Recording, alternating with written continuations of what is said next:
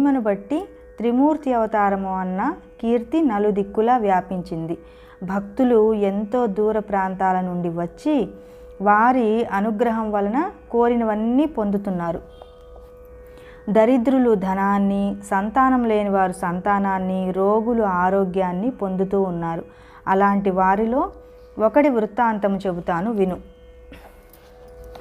మాహురపురంలో గోడేనాథుడు అంటే ఉరఫ్ గోపీనాథుడు అనే సద్బ్రాహ్మణుడు ఉండేవాడు.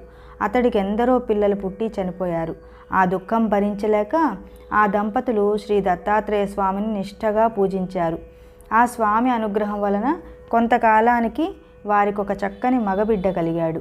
అతనికి దత్తాత్రేయుడని పేరు పెట్టుకున్నారు. అల్లారు ముద్దుగా పెరిగిన ఆ పిల్లవానికి 5వ ఏటనే ఉపనయనం చేశారు. 12వ సంవత్సరంలో రూపవతి సుగుణాల రాశి అయిన సావిత్రి అనే ఉరఫ్ సుందరి అనే కన్యనిచ్చి వివాహం చేశారు. ఆ దంపతులు సుగుణాలలోనూ సౌందర్యంలోనూ సమానులై రతీమన్మధుల వలె సుఖిస్తూ ధర్మతత్పరులై పరస్పర ప్రేమానురాగాలతో ఉత్తమ గృహస్థ జీవితాన్ని గడుపుతూ ఉండేవారు. ఇలా ఉండగా విధివశాత్తు దత్తునికి 16వ సంవత్సరంలోనే తీవ్రంగా జబ్బు చేసి ఎన్ని చికిత్సలు చేయించినా తగ్గలేదు. అతనికి అన్నద్వేషం కలిగినప్పటి నుండి ద్రవాహారమే తీసుకుంటూ ఉండడం వలన నిత్యోపవాసిగా ఉంటూ ఉండేవాడు. ఇలా 3 సంవత్సరాలు గడిచేసరికి అది క్షయవ్యాధిగా పరిణమించింది. అతని భార్య కూడా అతడు తినగా మిగిలిన అన్నం మాత్రమే తింటూ నిరంతరము అతని సేవలో గడిపేది. అతడు కృషించిన కొద్దీ ఆ పతివ్రత కూడా శుష్కించసాగింది.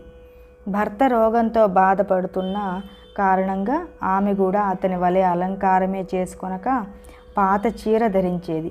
జుట్టు దువ్వుకొనకపోయేసరికి ఆమె జుట్టు జడలు కట్టింది. చిక్కి శల్యమైన ఆమెను అత్తమామలు ఎంత వారించినా వినకుండా భర్తయే ప్రత్యక్ష దైవమని నమ్మి సేవిస్తూ ఉండేది. తనకు గల సిరి సంపదలు వెచ్చించి ఆమె దైవజ్ఞులు చెప్పిన వ్రతాలు శాంతులు ఎన్నెన్నో చేయించింది. ఎందరెందరో వైద్యులొచ్చి ఇచ్చిన మందులెన్నో వాడింది. ఇలా 3 సంవత్సరాలు గడిచాయి. కానీ దత్తుని పరిస్థితి కించిత్తైనా మెరుగకపోయేసరికి అందరూ ఆశలు వదులుకున్నారు.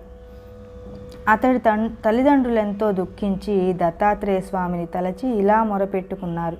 స్వామి దత్తాత్రేయ, నిన్ను సేవించి ఈ కొడుకును పొందాక మేము వెనకటి దుఃఖాన్నంతా మరచాము. ఇప్పుడు ఇతనిని కూడా నీవు మాకు దక్కించకుంటే మేము ఏం చూసుకొని